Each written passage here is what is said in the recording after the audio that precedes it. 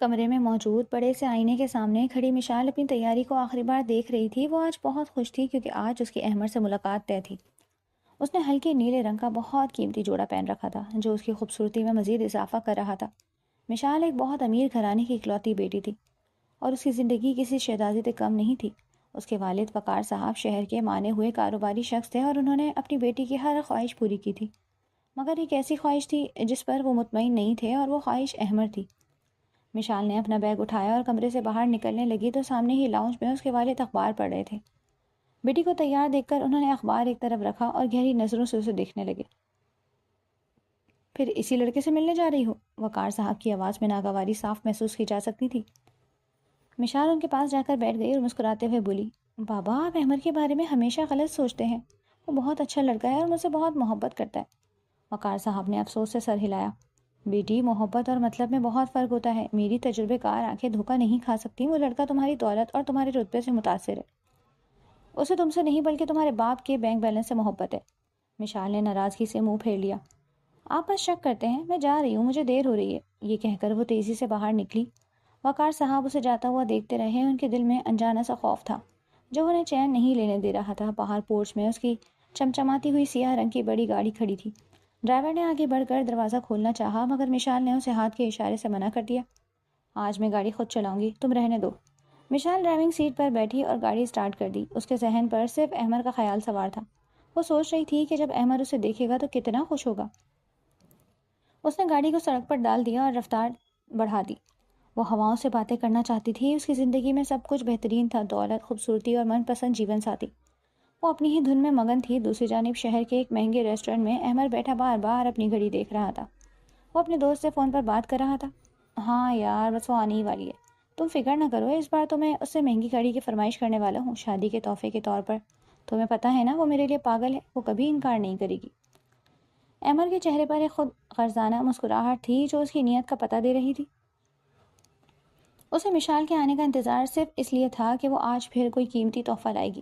مشال سڑک پر گاڑی دوڑا رہی تھی۔ اس کا فون بجا۔ اس نے دیکھا تو احمد کا نمبر تھا۔ اس نے فون اٹھا کر اسپیکر پر ڈال دیا۔ کہاں رہ گئی ہو مشال؟ میں کب سے انتظار کر رہا ہوں۔ احمد کی آواز آئی۔ بس احمد، میں 5 منٹ میں پہنچ رہی ہوں، ٹریفک تھوڑا زیادہ ہے مگر میں جلدی آنے کی کوشش کر رہی ہوں۔ مشال نے خوشی سے جواب دیا، جلدی آؤ، میں مزید انتظار نہیں کر سکتا۔ احمد نے کہا اور فون بند کر دیا۔ مشال نے احمد کی بات سن کر گاڑی کی رفتار مزید بڑھا دی۔ وہ اسے ناراض نہیں کرنا چاہتی تھی۔ وہ جس سڑک سے گزر رہی تھی وہاں موڑ کافی زیادہ تھے۔ ایک تیز موڑ کاٹتے ہوئے اچانک اس کے سامنے ایک بڑا ٹرک آ گیا۔ مشال نے گھبرا کر بریک لگانے کی کوشش کی مگر گاڑی کی رفتار اتنی زیادہ تھی کہ وہ قابو میں نہ رہ سکی۔ سب کچھ پلک جھپکنے میں ہوا۔ گاڑی ٹرک سے بچنے کی کوشش میں زور سے پھسلی اور فٹ پاتھ سے جا ٹکرائی۔ ٹکراتی ہوئی کلا بازیاں کھا گئی۔ شیشے ٹوٹنے کی زوردار آواز آئی اور پھر ہر طرف خاموشی چھا گئی۔ مشال کی آنکھوں کے سامنے اندھیرا چھا گیا اور آخری چیز جو اسے یاد رہی وہ احمد کا مسکراتا ہوا چہرہ۔ سڑک پر لوگوں کا ہجوم اکٹھا ہونا شروع ہو گیا تھا اور دور سے ایمبولینس کی آوازیں سنائی دے رہی تھیں۔ کیا مشال کی یہ محبت اسے کسی اندھیرے میں دھکیلنے والی تھی؟ یہ تو وقت ہی بتانے والا تھا۔ ہسپتال کی سفید دیواریں اور فنائل کی تیز بو وقار صاحب کے اعصاب پر بری طرح سوار ہو رہی تھی۔ وہ آپریشن تھیٹر کے باہر بے چینی سے ٹہل رہے تھے۔ ان کی آنکھوں میں آنسو تھے اور دل دعا گو تھا کہ ان کی اکلوتی بیٹی کی جان بچ جائے۔ کچھ ہی دیر پہلے انہیں پولیس نے فون کر کے اس ہولناک حادثے کی اطلاع دی تھی۔ ان کی بیوی سائمہ بیگم تو یہ خبر سنتے ہی نیم بے ہوش ہو گئی تھی اور اب وہ بھی ایک دوسرے کمرے میں ڈاکٹرز کی نگرانی میں تھی۔ آپریشن تھیٹر کے دروازے کے اوپر لگی سرخ بتی جل رہی تھی۔ وہ وقار صاحب کے دل کی دھڑکنوں کو مزید تیز کر رہی تھی جو بار بار گھڑی دیکھ رہے تھے۔ وقت جیسے تھم سا گیا تھا۔ انہیں رہ رہ کر مشال کی وہ مسکراہٹ یاد آ رہی تھی جب وہ گھر سے نکلتے وقت ان سے بات کر رہی تھی۔ وہ پچھتا رہے تھے کہ انہوں نے اسے خود گاڑی چلانے سے منع کیوں نہ کیا۔ اگر وہ ڈرائیور کے ساتھ جاتی تو شاید یہ نوبت نہ آتی۔ دوسری طرف احمد ابھی تک ریسٹورنٹ میں بیٹھا غصے سے لال پیلا ہو رہا تھا۔ اس نے غصے میں آ کر میز پر ہاتھ مارا۔ حد ہو گئی ہے، 2 گھنٹے ہو گئے ہیں اور میڈم کا کوئی پتہ نہیں، فون بھی نہیں اٹھا رہی۔ امیر باپ کی بیٹی ہے نا، اس لیے نخری دکھا رہی ہے۔ احمد نے بڑبڑاتے ہوئے اپنا فون اٹھایا اور ایک بار پھر مشال کا نمبر ملایا۔ کافی دیر گھنٹی بجتی رہی مگر کسی نے فون نہیں اٹھایا۔ آخرکار اس نے تنگ آ کر ویٹر کو بلایا اور بل ادا کر کے وہاں سے اٹھ گیا۔ وہ سوچ رہا تھا کہ اب وہ مشال سے تب تک بات نہیں کرے گا جب تک وہ اسے کوئی بہت مہنگا تحفہ دے کر منا نہیں لیتی۔ وہ اپنی گاڑی میں بیٹھ کر گھر کی طرف جا رہا تھا کہ اس کے موبائل پر ایک نیوز الرٹ آیا۔ اس نے بے دہانی میں دیکھا تو اس کے پیروں تلے سے زمین نکل گئی۔ خبر مشال کے ایکسیڈنٹ کی تھی۔ شہر کے معروف بزنس مین وقار صاحب کی بیٹی کی گاڑی کا خوفناک حادثہ، حالت تشویشناک۔ احمد کے ماتھے پر پسینہ آ گیا۔ اسے مشال کی فکر سے زیادہ اس بات کی فکر ہوئی کہ اگر مشال کو کچھ ہو گیا تو اس کے سارے خواب ادھورے رہ جائیں گے۔ وہ فوراً گاڑی گھما کر ہسپتال کی طرف روانہ ہو گیا۔ ہسپتال میں کئی گھنٹوں کی طویل جدوجہد کے بعد آپریشن تھیٹر کا دروازہ کھلا اور ڈاکٹر باہر آئے۔ وقار صاحب لپک کر ان کے پاس پہنچے۔ ڈاکٹر صاحب، میری بیٹی کیسی ہے؟ کیا وہ ٹھیک ہے؟ وقار صاحب کی آواز کانپ رہی تھی۔ ڈاکٹر نے ماسک نیچے کیا اور گہری سانس لی۔ ان کے چہرے کے تاثرات سنجیدہ تھے۔ دیکھیں وقار صاحب، ہم نے آپ کی بیٹی کی جان تو بچا لی ہے، سر پر لگنے والی چوٹیں بھی اتنی گہری نہیں ہیں، مگر بدقسمتی سے اس کی ریڑھ کی ہڈی پر بہت شدید چوٹ آئی۔ ڈاکٹر ایک لمحے کے لیے رکے جیسے وہ کوئی بری خبر سنانے سے کترا رہے ہوں۔ کیا مطلب ہے آپ کا؟ کیا میری بیٹی ٹھیک نہیں ہوگی؟ وقار صاحب نے تڑپ کر پوچھا۔ ہمیں افسوس ہے مگر آپ کی بیٹی کا نچلا دھڑ پوری طرح مفلوج ہو چکا ہے۔ وہ شاید اب کبھی اپنے پیروں پر کھڑی نہیں ہو سکے گی۔ وہ ہمیشہ کے لیے معذور ہو گئی ہے۔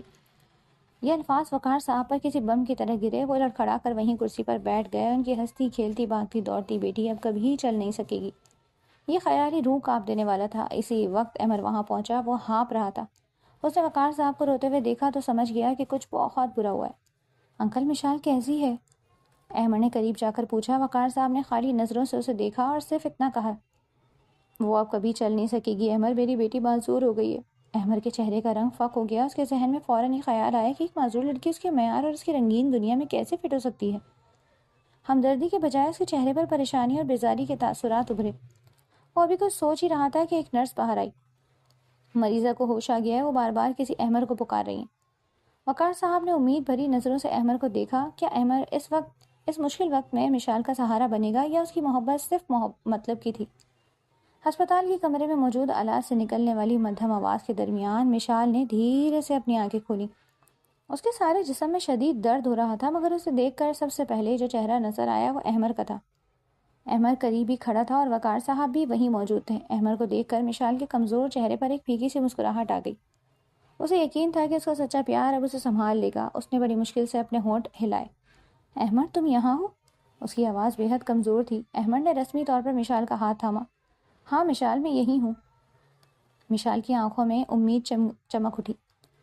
تمہیں پتہ ہے ڈاکٹرز کیا کہہ رہے ہیں؟ وہ کہہ رہے ہیں کہ شاید میں چل نہ سکوں، مگر تمہیں فکر کرنے کی کوئی ضرورت نہیں، میں ٹھیک ہو جاؤں گی۔ ہم اسی مہینے شادی کریں گے نا؟ احمد نے فوراً اپنا ہاتھ مشال کے ہاتھ سے کھینچ لیا۔ اس کے چہرے پر خوف اور ناگواری صاف نظر آ رہی تھی۔ وقار صاحب اس منظر کو خاموشی سے دیکھتے رہے۔ مشال یہ سرد مہری دیکھ کر حیران ہوئی۔ اس نے روتے ہوئے کہا، تمہیں کیا ہو گیا احمد؟ تم تو کہتے تھے کہ میں تمہاری زندگی ہوں، تم نے ہی کہا تھا کہ ہم ایک ہو جائیں گے۔ احمد کے لہجے میں سرد مہری آ چکی تھی۔ مشال، تم جس بات کی بات کر رہی ہو میں عملی طور پر سوچتا ہوں۔ دیکھو تم اب پہلے جیسی نہیں رہی۔ میں ایک ایسا شخص ہوں جس کی معاشرے میں ایک حیثیت ہے، ایک بہت اچھا معیار ہے۔ کیا تم واقعی سمجھتی ہو کہ میں ایک معذور لڑکی سے شادی کر کے اپنی زندگی تباہ کر لوں گا؟ لوگ کیا کہیں گے؟ میرا رتبہ کیا رہے گا؟ مشال کے کانوں میں یہ الفاظ شیشے کی طرح چبھے۔ وہ شدت سے کانپنے لگی۔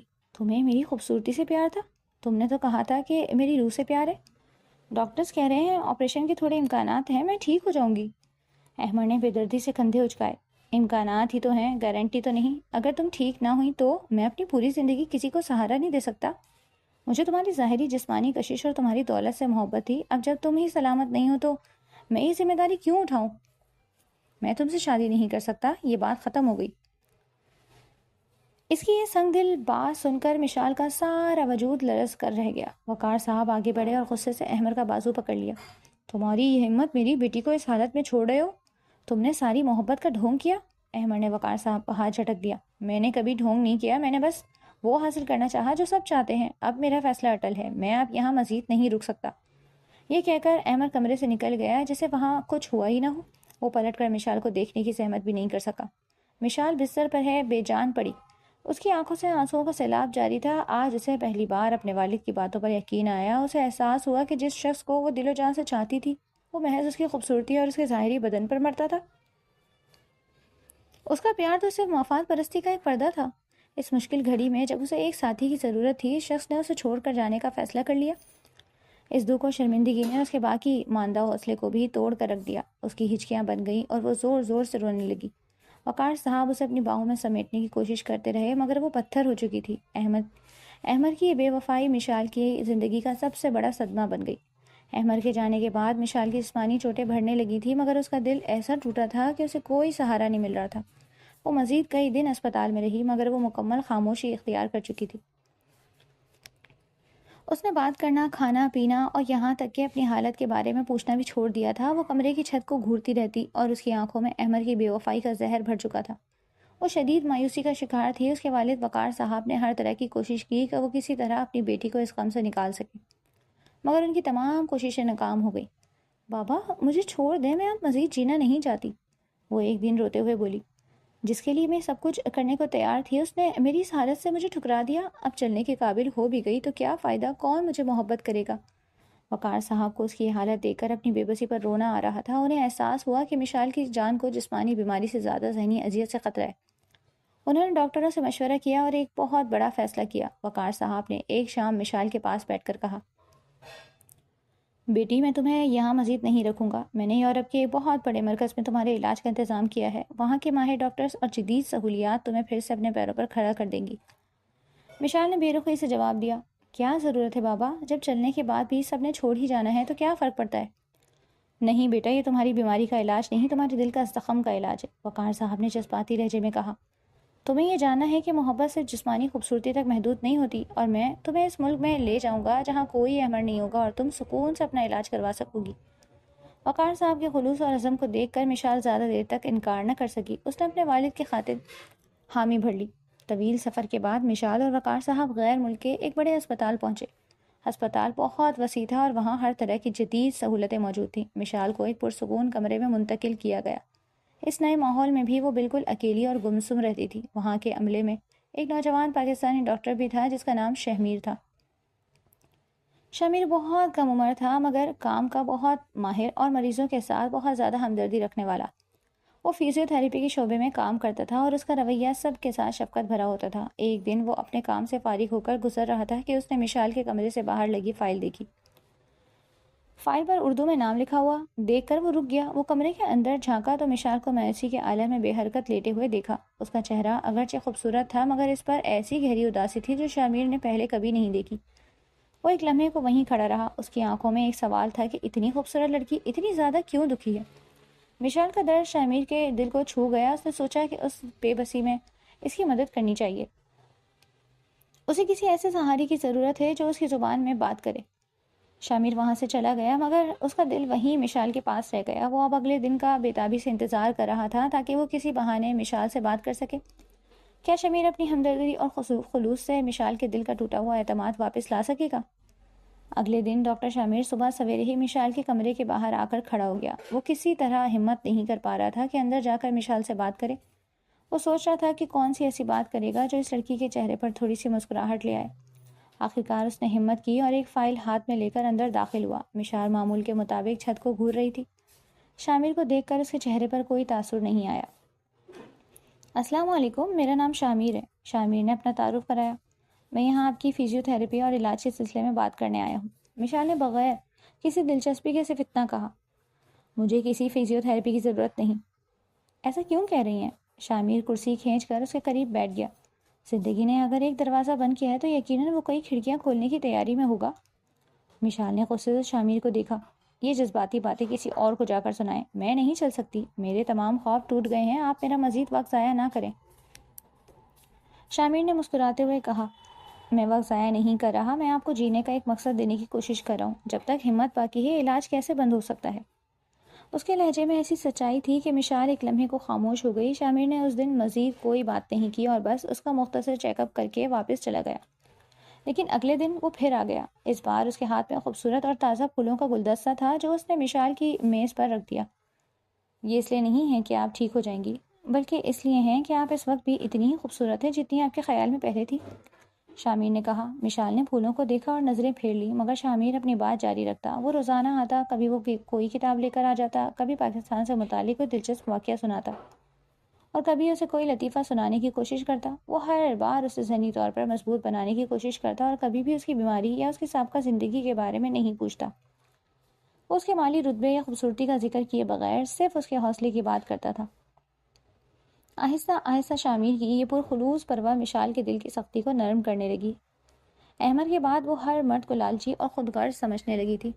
مگر شامیر بالکل مختلف تھا. اس کا رویہ بناوٹی نہیں تھا. اسے مشال کی دولت سے کوئی غرض نہیں تھی اور نہ ہی اسے اس کی سابقہ جسمانی حالت سے کوئی تعلق تھا.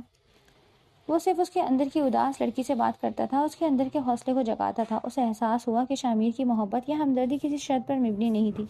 ایک ہفتے بعد جب شامیر کمرے میں داخل ہوا تو مشال نے خود ہی اس کی طرف دیکھ کر پوچھا، ڈاکٹر شامیر، آپ ہر روز میرے پاس کیوں آتے ہیں؟ وہ تو دوسرے مریضوں کو بھی دیکھ سکتے تھے. شامیر نے خوشی سے مسکراتے ہوئے جواب دیا، میں یہاں آپ کی کہانی پوری کرنے آیا ہوں مشال. آپ کی کہانی ابھی ادھوری ہے اور مجھے پتا ہے اس کا انجام بہت اچھا ہوگا. شامیر کی آنکھوں میں جھلکتی اس پاکیزہ محبت کو دیکھ کر مشال کے ہونٹوں پر ایک مدت بعد ایک چھوٹی سی مسکراہٹ آئی. وہ پہلی بار شامیر کے انتظار میں رہنے لگی تھی. اس نے آج پھر سے جینے کے بارے میں سوچنا شروع کر دیا تھا. کیا یہ صرف ہمدردی تھی یا ایک نئے رشتے کا آغاز؟ شامیر نے اپنی مکمل توجہ مشال کے علاج اور اس کے تمام ریکارڈز کے گہرے مطالعے پر مرکوز کر دی تھی. وہ نہ صرف اس کی فزیو تھراپی کے سیشنز کی نگرانی کرتا بلکہ اس کے کیس کی ہر ممکن معلومات بھی اکٹھی کرتا.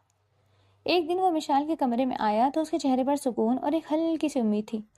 مشال، میرے پاس آپ کے لیے بہت اچھی خبر ہے، شامیر نے مسکراتے ہوئے کہا. مشال نے پہلی بار کسی خبر کا انتظار اتنی بے چینی سے کیا تھا. کیا خبر ہے؟ کیا کوئی امید ہے؟ ڈاکٹروں کا ایک بڑا پینل آپ کے کیس پر بیٹھا تھا. ان کا خیال ہے کہ آپریشن کامیاب ہو سکتا ہے. ریڑھ کی ہڈی کے اعصاب میں مرمت کی قوی امکانات ہیں. اس کے بعد سخت ورزش اور محنت سے آپ پہلے کی طرح بالکل ٹھیک ہو جائیں گی. یہ الفاظ مشال کے لیے جیسے زندگی کا دوسرا موقع تھے. اس کے چہرے پر ایک لمحے کے لیے تو پرانی سی چمک واپس آ گئی، مگر اگلے ہی لمحے اس کی آنکھوں میں گہرا خوف چھا گیا. احمد کے الفاظ اس کے ذہن میں گونجنے لگے. اگر تم ٹھیک نہ ہوئی تو؟ مشال نے اپنے ویل چیئر کے بازو کو سختی سے پکڑ لیا. اور اگر میں کبھی چل نہ سکی تو؟ اگر یہ آپریشن بھی کامیاب نہ ہوا تو کیا ہوگا شامیر؟ اس کی آواز میں گہری لرزش تھی. اگر میں ہمیشہ کے لیے ویل چیئر تک ہی محدود رہی تو کیا آپ اور پاپا بھی مجھے چھوڑ دیں گے؟ میں نے دیکھا ہے کہ محبت کتنی کچی ہوتی ہے. شامر فوراً اس کے پاس آیا اور اس کے ہاتھوں کو اپنے ہاتھوں میں لے لیا.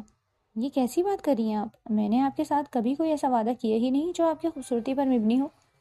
مشال نے سسکتے ہوئے شامیر کی طرف دیکھا. آپ کو نہیں پتا مجھے سب نے کیوں چھوڑا؟ مجھے صرف اس لیے چھوڑا گیا کیونکہ میرا جسم جواب دے گیا تھا. سب کو میرے ظاہری بدن سے محبت تھی اور جس دن یہ بستر کا ہو گیا میرے سارے رشتے ختم ہو گئے. میرا منگیتر بھی میری خوبصورتی پر مرتا تھا. اس لیے مجھے خوف ہے کہ اگر میں ٹھیک نہ ہوئی تو کوئی بھی مجھے محبت نہیں کرے گا، کوئی بھی مجھے اپنائے گا نہیں. شامیر نے اس کے ہاتھ کو نرمی سے سہلاتے ہوئے کہا، مشال میری بات غور سے سنیں. انسان کی ظاہری خوبصورتی کیا ہے یہ تو وقت کے ساتھ بدل جاتی ہے. یہ عارضی ہے. جو آج ہٹا کٹا اور جوان ہے کل اسے بھی بیماری گھیر سکتی ہے اور اس کے جسم کا حسن بھی کم ہو سکتا ہے. اگر آپ نے کسی سے محبت کی تو کیا وہ بھی آپ کو چھوڑ دے گا؟ نہیں. اگر آپ کی محبت کسی خوبصورت پتھر کی طرح ہے جو ٹوٹ جاتا ہے تو وہ محبت نہیں ہے. شامیر نے مزید کہا، محبت اگر کرنی ہے تو اس انسان کے اصل کو دیکھ کر کرنی چاہیے، اس کے اخلاق کو دیکھ کر، اس کے دل کی پاکیزگی کو دیکھ کر. یہ وہ خوبصورتی ہے جو کبھی نہیں ڈھلتی. اور میں نے آپ کے اندر ایک نہایت پرخلوص اور اچھے دل والی لڑکی دیکھی ہے. آپ کے اندر کی یہ خوبصورتی کسی بھی حادثے یا کسی بھی بیماری سے متاثر نہیں ہو سکتی. اور یہی وجہ ہے کہ میں آپ کے پاس ہر روز آتا ہوں. میں آپ کے اندر کی مشال سے محبت کرنے لگا ہوں. شامیر کی یہ دل کو چھو لینے والی وضاحت مشال کے لیے کسی مرہم سے کم نہیں تھی. اس کے اندر ایک عجیب سی طاقت جاگ اٹھی، مگر پرانے دکھ کا سایہ ابھی بھی تھا. اس نے آہستہ سے شامیر سے پوچھا، آپ کی باتوں سے مجھے بہت حوصلہ ملا، مگر اگر میں کبھی چل نہیں سکی تو پھر آپ مجھے یہ بتائیں کہ کون کرے گا مجھ سے شادی؟ کوئی میری ذمہ داری اٹھائے گا؟ یہ سوال سنتے ہی شامیر کے چہرے پر کسی قسم کی ہچکچاہٹ یا خوف کا کوئی تاثر نہیں تھا. اس نے مشال کی آنکھوں میں براہ راست دیکھتے ہوئے ایک فیصلہ کن جملہ کہا، میں کروں گا تم سے شادی. میں ہمیشہ کے لیے تمہارا سہارا بن جاؤں گا. مشال سکتے کے عالم میں تھی. اس نے تصور بھی نہیں کیا تھا کہ ایک شخص اس کی معذوری میں اس سے شادی کا وعدہ کر سکتا ہے. آپ یہ کیا کہہ رہے ہیں؟ مشال حیرت سے بولی. شامیر نے پرعزم لہجے میں اپنا سر ہلایا. میں بالکل سچ کہہ رہا ہوں. میں آپ سے صرف اس لیے شادی نہیں کرنا چاہتا کہ آپ ٹھیک ہو جائیں گی، بلکہ اس لیے کہ آپ بہت اچھی ہیں. آپ کی محبت کا حق مجھ پر ہے. مشال کی آنکھوں میں آنسو آ گئے. اور اگر ڈاکٹروں کے کہنے کے باوجود میں کبھی ٹھیک نہ ہو سکی تو؟ شامیر نے محبت اور پختگی کا ایک ایسا وعدہ کیا جو احمد کے کیے ہوئے ہر وعدے کو جھوٹا ثابت کر گیا. تو پھر تو ہمیں یہ شادی آپریشن سے پہلے ہی کر لینی چاہیے تاکہ آپ کو یقین ہو جائے کہ آپ کا سہارا آپ کے ساتھ ہے، تاکہ آپ اس خوف سے آزاد ہو کر آپریشن تھیٹر میں جائیں کہ آپ کے ہارنے یا جیتنے سے ہمارے رشتے پر کوئی فرق نہیں پڑے گا. شامیر کا یہ غیر مشروط رشتہ مشال کے لیے دنیا کی سب سے بڑی دولت تھا۔ اسے احساس ہوا کہ اسے وہ سچی محبت مل چکی ہے جو وہ ہمیشہ سے ڈھونڈ رہی تھی۔ شامیر کی غیر مشروط محبت اور اس کی بے لوث پیشکش نے مشال کے اندر ایک ایسا یقین پیدا کر دیا تھا جو اس نے پہلے کبھی محسوس نہیں کیا۔ اس کے ذہن میں احمد کی بے وفائی اور شامیر کا خلوص ایک ساتھ گردش کر رہے تھے۔ احمد نے شادی کا ارادہ صرف اس لیے ترک کیا تھا کیونکہ وہ اسٹیٹس کے خوف میں مبتلا تھا اور مشال کی ظاہری حالت سے شرمندہ ہو رہا تھا۔ اس کے برعکس شامیر اس کی معذوری کو قبول کر کے آپریشن سے پہلے نکاح کی بات کر رہا تھا تاکہ مشال کو اس کی نیت پر کوئی شک نہ رہے۔ مشال نے سوچا کہ دنیا کی تمام دولت اور رتبہ بھی ایسی سچی محبت کا مقابلہ نہیں کر سکتی۔ یہ خلوص تھا جو کسی شرط کا محتاج نہیں تھا۔ مشال نے جذباتی آنکھوں سے شامیر کو دیکھا اور اپنے اندر ایک گہرے سکون کو محسوس کیا۔ شامیر، آپ نے میرے دل سے وہ سارا زہر نکال دیا ہے جو احمد نے بھرا تھا۔ مجھے آپ کا یہ سہارا قبول ہے، میں آپ سے شادی کروں گی۔ شامیر کی آنکھوں میں خوشی کی چمک آ گئی۔ مجھے آپ پر پورا بھروسہ تھا مشال، آپ نے جو فیصلہ کیا ہے یہ آپ کی قوت ارادی کی جیت ہے۔ اب ہم دونوں مل کر اس آخری مرحلے کو پار کریں گے۔ انہوں نے جلد از جلد وقار صاحب کو اعتماد میں لینے کا فیصلہ کیا۔ شام کو وقار صاحب مشال کے کمرے میں آئے۔ مشال نے انہیں ساری تفصیل بتائی کہ شامیر آپریشن سے پہلے نکاح کیوں کرنا چاہتا ہے۔ وقار صاحب کا چہرہ حیرت سے بھر گیا۔ کیا کہہ رہی ہو بیٹا، تم نے ایک دم سے اتنا بڑا فیصلہ کر لیا؟ وقار صاحب کے لہجے میں تردد تھا۔ مشال نے وضاحت کی، بابا یہ جذباتی فیصلہ نہیں، یہ میرے مستقبل کی حفاظت کا فیصلہ ہے۔ احمد نے کہا تھا کہ اگر میں نہیں چلی تو وہ شادی نہیں کرے گا۔ شامیر کہہ رہا ہے کہ اگر میں نہیں بھی چل سکی تب بھی وہ میرا شوہر رہے گا۔ اس کا مطالبہ کسی مال یا حیثیت کا نہیں بلکہ میرے ساتھ کا ہے۔ کیا یہ خلوص کافی نہیں؟ وقار صاحب کی آنکھوں میں پرانی یادیں تازہ ہو گئیں۔ انہیں یاد آیا کہ احمد نے کس طرح ان کے سامنے اپنی ہوس اور خود غرضی کا اظہار کیا تھا۔ شامیر کی بات میں انہیں وہ پختگی نظر آئی جو ان کے اپنے دل میں بھی نہیں تھی۔ وقار صاحب نے گہری سانس لی اور مسکرا کر مشال کے سر پر ہاتھ رکھا۔ تم نے صحیح فیصلہ کیا ہے میری بیٹی۔ ایک باپ کے لیے اس سے بڑی خوشی کیا ہو سکتی ہے کہ اس کی بیٹی کا ہاتھ کسی ایماندار اور سچے انسان کے ہاتھ میں ہو۔ میری طرف سے تم دونوں کو اجازت ہے۔ اگلے دن وقار صاحب نے شامیر سے ملاقات کی۔ انہوں نے شامیر کو گلے لگا کر کہا، بیٹے تم نے میری بیٹی کو زندگی واپس دی ہے، اس سے بڑھ کر میرے لیے اور کوئی تحفہ نہیں ہو سکتا۔ میری طرف سے تم دونوں کے لیے نیک تمنائیں ہیں، میں تمہارے اس رشتے پر راضی ہوں۔ شامیر نے بڑی عاجزی سے جواب دیا، انکل آپ بس میرے لیے دعا کیجیے گا کہ میں مشال کے اعتماد پر ہمیشہ پورا اتروں اور اسے ہمیشہ خوش رکھوں۔ جلدی نکاح کی تیاریاں مکمل ہو گئیں۔ چونکہ مشال کا آپریشن سر پر تھا اور وہ بستر پر تھی، اس لیے ایک سادہ اور پروقار تقریب کا اہتمام ہسپتال کے ایک چھوٹے سے ہال میں کیا گیا۔ صرف وقار صاحب کی طرف سے چند قریبی رشتہ دار اور شامیر کے چند قریبی دوست جو وہیں کام کرتے تھے شامل ہوئے۔ مشال کو نکاح کے لیے ایک خوبصورت ہلکے رنگ کا لباس پہنایا گیا۔ جو وہ ویل چیئر پر بیٹھی تھی تب بھی اس کے چہرے پر ایک روحانی خوبصورتی تھی۔ وہ جانتی تھی کہ وہ جس محبت کا حصہ بننے جا رہی ہے وہ دنیاوی مال و دولت سے بہت بلند ہے۔ نکاح کے کلمات ادا کیے گئے۔ قاضی نے مشال سے جب سوال کیا تو اس نے پرعزم لہجے میں قبول ہے کہا۔ شامیر کے الفاظ میں بھی ایک گہری سنجیدگی تھی جو اس کے وعدے کی گواہی دے رہی تھی۔ جب نکاح مکمل ہوا تو شامیر نے مشال کے ماتھے پر بڑے پیار سے بوسہ دیا اور کہا، اب آپ میری بیوی ہیں اور میں آپ کا ہوں، خواہ کچھ بھی ہو۔ مشال کے دل میں سکون کی ایک لہر دوڑ گئی۔ اسے یقین ہو گیا کہ اب وہ اپنے آپریشن کے لیے تیار ہے۔ اب وہ اکیلی نہیں تھی، اس کے ساتھ اس کا شوہر تھا جس کی محبت نے اسے کسی بھی مشکل کا سامنا کرنے کی طاقت دے دی۔ وہ اب اس خوف سے آزاد تھی کہ ناکامی کی صورت میں اسے تنہا چھوڑ دیا جائے گا۔ آپریشن تھیٹر میں جانے سے پہلے شامیر نے اسے گلے لگایا، میں یہاں تمہارے انتظار میں رہوں گا میری جان۔ مشال نے بھرپور اعتماد کے ساتھ آپریشن کے لیے حامی بھر دی۔ آپریشن تھیٹر کے باہر شامیر اور وقار صاحب دونوں بے چینی سے کھڑے تھے۔ یہ آپریشن مشال کی جسمانی صحت کے لیے آخری امید تھا اور یہ وقت شامیر کے خلوص کا سب سے بڑا امتحان تھا۔ شامیر کی جب سے مشال سے شادی ہوئی تھی وہ پل بھر کے لیے بھی اس سے دور نہیں ہوا تھا۔ اس کے دل میں مشال کی کامیابی کے لیے بے شمار دعائیں تھیں اور اسے پورا یقین تھا کہ اس کی سچی محبت کو اللہ تعالیٰ ضرور کامیابی دے گا۔ وقار صاحب بھی شہید کے حوصلے کو دیکھ کر مطمئن تھے۔ انہیں اپنی بیٹی کی صحیح انتخاب پر فخر محسوس ہو رہا تھا۔ کئی گھنٹوں کے انتظار کے بعد آپریشن تھیٹر کا دروازہ کھلا اور سرجن باہر آئے۔ شامیر تیزی سے ان کی طرف لپکا، ڈاکٹر میری بیوی کیسی ہے؟ کیا سب ٹھیک رہا؟ شامیر کی آواز میں گھبراہٹ تھی۔ ڈاکٹر کے چہرے پر تھکاوٹ تھی مگر اطمینان بھی تھا۔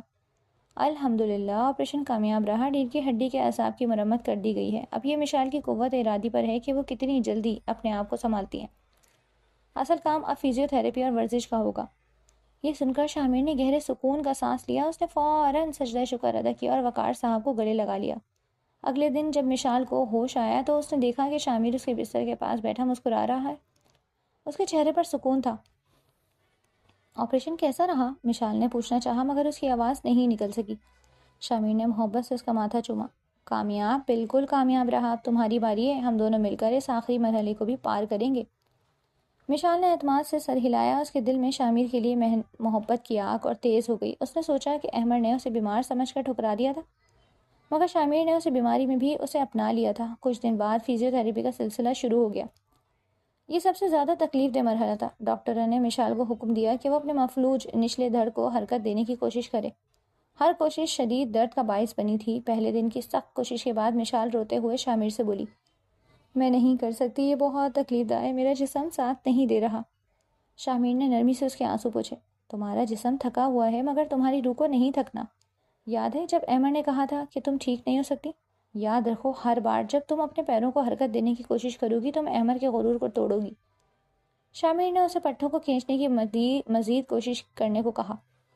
تم ایک مضبوط خاتون ہو اور تم یہ جنگ ہار نہیں سکتی، تم چل کر دکھاؤ گی، صرف اپنے لیے نہیں، اس محبت کی جیت کے لیے جو کسی غرض پر مبنی نہیں تھی۔ شامیر کی یہ باتیں مشال کے اندر نیا حوصلہ پیدا کرتی تھی۔ ہر روز شامیر خود اس کی مدد کرتا اور اسے سہارا بنتا۔ کبھی کبھی وہ بہت زیادہ مایوس ہو جاتی تھی مگر شامیر اسے اپنے خوابوں کا حوالہ دیتا کہ ان کی آنے والی خوشیوں بھری زندگی کی بنیاد انہی کوششوں پر ہے۔ ایک ہفتے کی سخت محنت اور مستقل ورزش کے بعد ایک شام مشال نے محسوس کیا کہ اس کے پاؤں میں ایک ہلکی سی حرکت ہوئی۔ یہ بہت چھوٹی حرکت تھی مگر اس نے پورے کمرے کو امید کی روشنی سے بھر دیا۔ مشال نے حیرت سے شامیر کو دیکھا۔ شامیر، میرے پاؤں میں کچھ محسوس ہوا، مشال نے خوشی سے کہا۔ شامیر نے اس لمحے کو اپنی آنکھوں میں محفوظ کر لیا۔ یہ کامیابی کی پہلی سیڑھی تھی۔ ان کا سفر ابھی لمبا تھا مگر وہ دونوں جانتے تھے کہ وہ اب کبھی نہیں رکیں گے۔ مشال کی حالت میں تیزی سے بہتری آ رہی تھی۔ پاؤں میں ہونے والی پہلی حرکت کے بعد مشال کے اندر کی قوت ارادی مضبوط ہو گئی۔ وہ ہر روز اپنی مقررہ ورزش کا وقت بڑھا دیتی اور ڈاکٹر شامیر کی ہدایت پر عمل کرتی۔ شامیر اس کے ساتھ سائے کی طرح موجود رہتا اور ہر سیشن کے بعد مشال کو اس کی کامیابیوں پر سراہتا۔ اس کی ہمت اور محنت رنگ لا رہی تھی۔ کئی ہفتوں کی سخت جدوجہد اور درد کو برداشت کرنے کے بعد وہ وقت آ گیا جب مشال بغیر کسی سہارے کے اپنے پیروں پر کھڑی ہونے کے قابل ہو گئی۔ ایک صبح جب شامیر کمرے میں آیا تو مشال بستر کے کنارے پر کھڑی تھی اور اس نے کسی چیز کا سہارا نہیں لیا ہوا تھا۔ یہ دیکھ کر شامیر کی آنکھوں میں خوشی کی چمک آ گئی۔ مشال، تم کھڑی ہو؟ وہ حیرت اور فخر سے بولا۔ مشال نے رودھی ہوئی آواز میں کہا، ہاں شامیر، میں کھڑی ہوں، یہ سب آپ کی وجہ سے ممکن ہوا ہے۔ اس نے آہستہ سے اپنا ایک قدم آگے بڑھایا، لڑکھڑائی مگر سنبھل گئی، پھر دوسرا قدم، پھر تیسرا۔ وہ اسپتال کے کمرے کے فرش پر آہستہ آہستہ چلنے لگی۔ آنسو اس کی آنکھوں سے بہہ رہے تھے مگر یہ آنسو تکلیف کے نہیں، آزادی اور کامیابی کے تھے۔ شامیر نے اسے گلے لگا لیا اور وقار صاحب جو وہاں موجود تھے ان کی آنکھیں بھی خوشی سے نم ہو گئی۔ ان کی بیٹی کی ٹوٹی ہوئی زندگی پھر سے جڑ چکی تھی۔ مشال نے اپنی صحت کو واپس حاصل کرنے میں کوئی کسر نہیں چھوڑی۔ وہ اب چلنے کے بعد دوڑنے کی مشق کرنے لگی۔ ایک دن وہ اسپتال کے لان میں پہلی بار پوری رفتار سے دوڑی۔ وہ ہوا سے باتیں کر رہی تھی اور اسے یوں محسوس ہو رہا تھا جیسے اس کے جسم پر کوئی بوجھ ہی نہیں۔ اس کی زندگی میں دوبارہ وہی چمک آ گئی تھی جو حادثے سے پہلے تھی۔ شامیر دور کھڑا اسے دیکھ رہا تھا۔ اس کے دل میں اطمینان تھا کہ اس کی سچی محبت کو اپنا انعام مل گیا۔ مشال کی صحت یابی اس کے لیے دنیا کی سب سے بڑی دولت تھی۔ مشال اور شہید شامیر کی شادی شدہ زندگی بہت خوشگوار رہی۔ اس کا رشتہ محبت، عزت اور خلوص کی بنیاد پر قائم تھا۔ مشال نے سیکھ لیا تھا کہ اصل محبت ظاہری آنکھ سے نہیں بلکہ دل کی آنکھ سے کی جاتی ہے۔ شامیر نے اسے اس کی معذوری میں قبول کر کے وہ مقام حاصل کیا تھا جو احمد جیسا خودغرض شخص کبھی حاصل نہیں کر سکتا تھا۔ مشال کے لیے شامیر صرف شوہر نہیں، اس کا مسیحا تھا۔ 3 مہینوں کے مکمل صحتیابی کے بعد وقار صاحب نے مشال اور شامیر سے پاکستان واپس چلنے کی بات کی۔ مشال کا دل بہت پرجوش تھا کیونکہ اسے اپنی نئی زندگی اپنے ملک میں شروع کرنی تھی۔ وہ اب ایک مکمل اور صحت مند خاتون تھی جو اپنے ہمسفر کے ساتھ وطن واپس جا رہی تھی۔ مشال نے شامیر سے پوچھا، کیا آپ ہمیشہ میرے ساتھ پاکستان میں رہیں گے؟ شامیر نے مسکراتے ہوئے کہا، اب ہمارا خاندان ہے اور اب ہماری منزل ایک ہے۔ میں نے آپ کا ہاتھ تب تھاما تھا جب آپ کو سہارے کی سب سے زیادہ ضرورت تھی۔ اب تو آپ اپنے پیروں پر خود کھڑی ہو چکی ہیں، اب میرا ساتھ ہمیشہ رہے گا۔ ہوائی جہاز کی ٹکٹیں بک ہو چکی تھیں۔ ایک طرف مشال کو اپنی نئی اور کامیاب زندگی کا آغاز کرنے کا شوق تھا تو دوسری طرف اسے پرانی دنیا کے لوگوں کا سامنا کرنے کا ہلکا سا ڈر بھی تھا۔ خاص طور پر احمر کا، جس نے اسے ٹھکرایا تھا۔ وہ نہیں جانتی تھی کہ جب وہ احمر سے ملے گی تو کیا ہوگا۔ پاکستان واپسی پر مشال اور شامیر کا بھرپور استقبال کیا گیا۔ وقار صاحب نے اپنی بیٹی کو صحت مند اور خوش دیکھ کر سکون کا سانس لیا۔ مشال اب صرف ایک خوشحال زندگی کی مالک نہیں تھی، بلکہ وہ اپنے اندر کی جنگ جیت کر آئی تھی۔ وہ اس کے ساتھ اس کا ہمدرد اور پرخلوص شریک حیات شامیر موجود تھا۔ انہوں نے آتے ہی وقار صاحب کے خوبصورت مکان میں رہائش اختیار کر لی۔ شامیر نے جلد ہی شہر کے ایک بڑے سے اسپتال میں فزیو تھراپی کے شعبے میں اپنا کام شروع کر دیا۔ مشال بھی اپنے والد کے کاروبار میں ان کا ہاتھ بٹانے لگی تاکہ وہ شامیر کے ساتھ مل کر اپنے مستقبل کو مزید خوبصورت بنا سکیں۔ ان دونوں کی شادی شدہ زندگی سچی محبت اور اعتماد کی مثال تھی۔ مشال کا دل ہر روز شامیر کے لیے مزید احترام سے بھر جاتا۔ شامیر کی محبت نے اسے دوبارہ جینا سکھایا تھا اور وہ اس کے لیے ہمیشہ شکر گزار رہتی۔ ایک شام شہر کے بڑے خیراتی ادارے کی طرف سے عشاء کا اہتمام کیا گیا جس میں وقار صاحب کو اعزاز سے نوازا جانا تھا۔ مشال اور شامیر نے اس تقریب میں شرکت کرنے کا فیصلہ کیا۔ یہ پہلی بار تھا مشال اتنے بڑے سماجی اجتماع میں جا رہی تھی جہاں اس کے پرانے حلقے کے لوگ موجود ہوں گے۔ مشال اپنے شوہر شامیر کے ساتھ بڑے اعتماد سے ہال میں داخل ہوئی۔ اس نے اپنا سب سے قیمتی جوڑا پہن رکھا تھا اور اس کے چہرے پر صحت، خوشی اور وقار تھا۔ وہ دونوں ہال میں ایک میز پر بیٹھے کہ مشال کی نظر ہال کے کونے میں ایک ویل چیئر پر پڑی۔ اس ویل چیئر پر ایک آدمی بیٹھا تھا جو تنہا اور تھکا ہوا لگ رہا تھا۔ مشال کو لگا جیسے اس کا دل ایک لمحے کے لیے دھڑکنا بھول گیا۔ وہ فوراً سمجھ گئی کہ یہ شخص کون ہے۔ وہ ویل چیئر پر بیٹھا شخص کوئی اور نہیں، احمر تھا۔ اس کے چہرے پر وہ پرانا غرور یا خوبصورتی نہیں تھی جو کبھی اس کی پہچان تھی۔ اس کی آنکھوں میں ایک گہری اداسی اور ندامت تھی۔ مشال نے آہستگی سے شامیر کا ہاتھ تھاما۔ شامیر دیکھو وہ وہاں۔ شامیر نے نظر اٹھائی، فوراً صورتحال کو سمجھ گیا۔ اس نے مشال کا ہاتھ تھام کر دبا دیا۔ ڈرنے کی ضرورت نہیں مشال، تمہاری جگہ اب یہاں ہے۔ مشال نے ایک گہرا سانس لیا اور بولی، نہیں ڈر نہیں رہی ہوں، بس حیران ہوں، مجھے اس سے بات کرنی ہے۔ مشال اور شامیر آہستہ آہستہ اس کی طرف بڑھے۔ احمر کی نظر ابھی تک ہال کے داخلے پر تھی جسے وہ کسی کا انتظار کر رہا ہو۔ جب مشال اور شامیر اس کے قریب پہنچے تو احمر نے نظر اٹھائی مشال کو اپنے سامنے بالکل صحت مند، خوبصورت اور ایک پراعتماد ساتھی کے ساتھ کھڑا دیکھ کر۔ اس کے ہاتھ میں پکڑا پانی کا گلاس ہلکا سا کانپا۔ وہ حیران رہ گیا کہ وہ لڑکی جو چل نہیں سکتی تھی آج اس کے سامنے اپنے پیروں پر کھڑی تھی۔ مشال نے خاموش فضا کو توڑا۔ احمر کیسے ہو؟ احمر کی آنکھوں میں ندامت اور تکلیف کا ایک سمندر تھا۔ وہ جلدی سے بولا، مشال تم تو چل رہی ہو، تمہارا آپریشن کامیاب ہو گیا؟ مشال نے سنجیدگی سے جواب دیا، ہاں میرے خدا نے چاہا اور ایک پرخلوص انسان کا سہارا ملا تو میں ٹھیک ہو گئی۔ احمر کا سر جھک گیا۔ وہ ٹوٹے ہوئے لہجے میں بولا، مشال مجھے دیکھو، میں اب کبھی نہیں چل سکوں گا، میرا بھی حادثہ ہو گیا تھا، میری ٹانگیں مفلوج ہو چکی ہیں۔ احمر کی آنکھوں میں آنسو تھے جو اس کی ناکامی اور پچھتاوے کی گواہی دے رہے تھے۔ احمر نے مزید بتایا، اور میری بیوی جس کی خاطر میں نے تمہیں ٹھکرایا تھا وہ مجھے اس حالت میں چھوڑ کر چلی گئی۔ وہ بھی وہی عورت نکلی جسے صرف میری دولت اور میرا رتبہ پیارا تھا۔ جیسے ہی معذور ہوا وہ پلٹ گئی اور مجھے اکیلا چھوڑ دیا۔ میرے ساتھ وہ سلوک ہوا جو میں نے تمہارے ساتھ کیا تھا۔ مشال یہ مکافات عمل ہے، میں نے تم سے معافی مانگتا ہوں، میں بہت پچھتا رہا ہوں۔ احمر کا اعتراف سن کر مشال کا دل ایک لمحے کے لیے پگھلا، مگر پھر اسے اس وقت کی اذیت یاد آ گئی جب وہ اسپتال میں ٹوٹ کر بکھری تھی۔ مشال کا لہجہ مضبوط اور فیصلہ کن تھا۔ احمر، میرے لیے یہ سننا کوئی خوشی کی بات نہیں، مگر میں تمہیں معاف کرتی ہوں۔ تمہاری کہانی سن کر مجھے اپنی پرانی اذیت یاد آ گئی جب میں نے تم سے رو رو کر کہا تھا کہ میں ٹھیک ہو جاؤں گی، مگر تم نے میری بیماری میں مجھے چھوڑ دیا۔ مشال نے شامیر کا ہاتھ مضبوطی سے تھام لیا۔ شامیر اس کی حوصلہ افزائی کے لیے خاموشی سے کھڑا تھا۔ تمہاری غلطی یہ نہیں تھی کہ تم نے میرا ساتھ چھوڑا، بلکہ تمہاری سب سے بڑی غلطی یہ تھی کہ تم نے انسان کی اصلیت اور اس کے اندر کے حسن کو پہچانا ہی نہیں۔ تم نے ہمیشہ اپنے معیار اور حیثیت کی فکر کی۔ اگر تم نے اس وقت میری بیماری کی پرواہ کیے بغیر صرف ایک دوست یا رفیق کے طور پر میرا ساتھ دیا ہوتا تو شاید آج تمہارے ساتھ بھی یہ برا نہ ہوتا۔ محبت خوبصورتی پر نہیں، خلوص پر قائم رہتی ہے۔ احمد رو رہا تھا۔ تم خوش ہو؟ تم واقعی اس ڈاکٹر سے بہت خوش ہو؟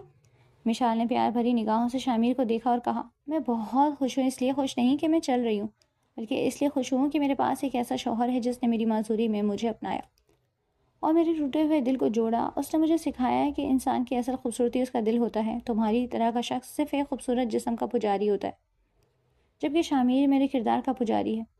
احمد نے مایوسی کے عالم میں اپنا سر جھکا لیا۔ وہ جانتا تھا کہ مشال نے جو کہا وہ تلخ سچائی تھی۔ مشال نے احمد کو کوئی تسلی نہیں دی کیونکہ وہ جانتی تھی کہ اسے اپنے کیے کی سزا اپنی روح کی گہرائیوں میں محسوس کرنی ہوگی۔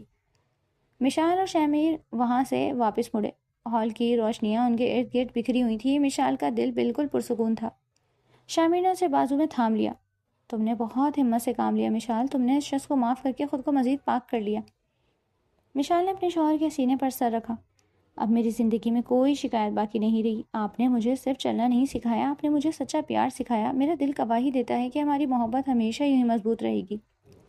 اس رات مشال اور شامیر نے ایک دوسرے کے ساتھ اپنے گھر واپسی کا جشن منایا۔ ان کی شادی شدہ زندگی خوبصورت اور پرسکون تھی۔ وہ دونوں دنیا کو یہ بتانے میں کامیاب ہوئے کہ سچا پیار کبھی حالات، معذوری یا دولت کا محتاج نہیں ہوتا۔ یہی وہ حسین اختتام تھا جس کی مشال حقدار تھی۔